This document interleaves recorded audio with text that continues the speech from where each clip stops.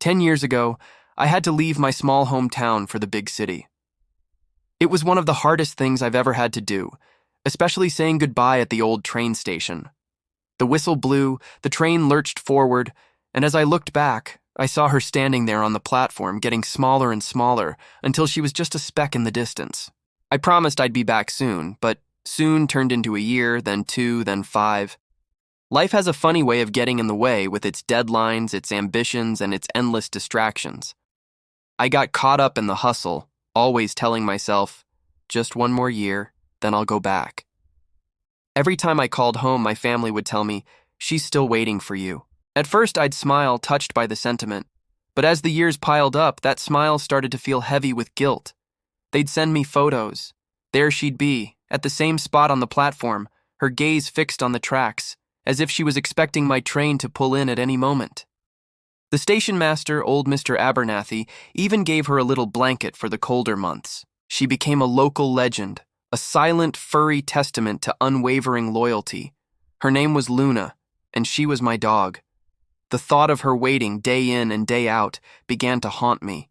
What was I chasing so hard in the city that was more important than that kind of love? I looked at my life, my fancy apartment, my busy schedule, and I realized I had traded something priceless for things that were merely expensive.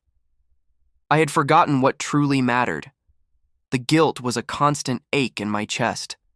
How could I have let 10 years slip by? How could I have let her down for so long? That was the turning point. I booked a train ticket that very same day. The journey back felt like an eternity.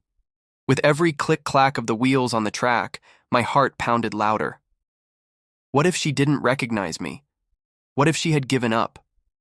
The train finally slowed, pulling into the familiar station. My hands were trembling as I peered out the window, and then I saw her. She was older, her fur a little grayer around the muzzle, but she was there, standing in the exact same spot. As I stepped onto the platform, her ears perked up, her head tilted. For a moment, she just stared, as if trying to place the familiar scent that had drifted through her memory for a decade.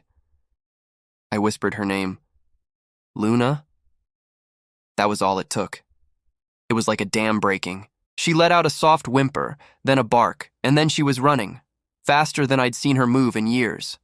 She leaped into my arms, and I fell to my knees, hugging her tight as tears streamed down my face.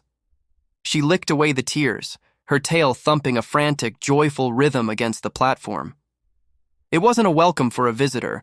It was a reunion of a family that had been apart for far too long. Everyone at the station stopped to watch. Mr. Abernathy was wiping his eyes with his handkerchief. Some people were clapping, others were crying along with me. In that moment, surrounded by the quiet love of my hometown and the unconditional devotion of my best friend, I knew I was finally home. I had spent 10 years chasing a dream in the city, only to find that my greatest treasure had been waiting for me right where I had left it. I never left again. I found a new job, a new pace of life, right here. My days are no longer about climbing a corporate ladder, but about long walks in the fields with Luna, watching her chase butterflies like she's a puppy again. Her place is no longer on the cold station platform, but curled up at my feet by the fireplace. Her wait is finally over, and my real life, the one filled with genuine happiness and purpose, has just begun.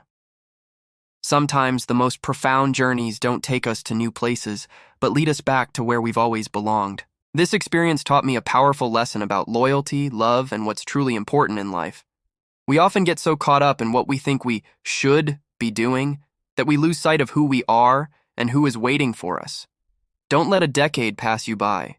Cherish those who love you, whether they have 2 legs or 4. Thank you so much for watching and sharing this moment with me.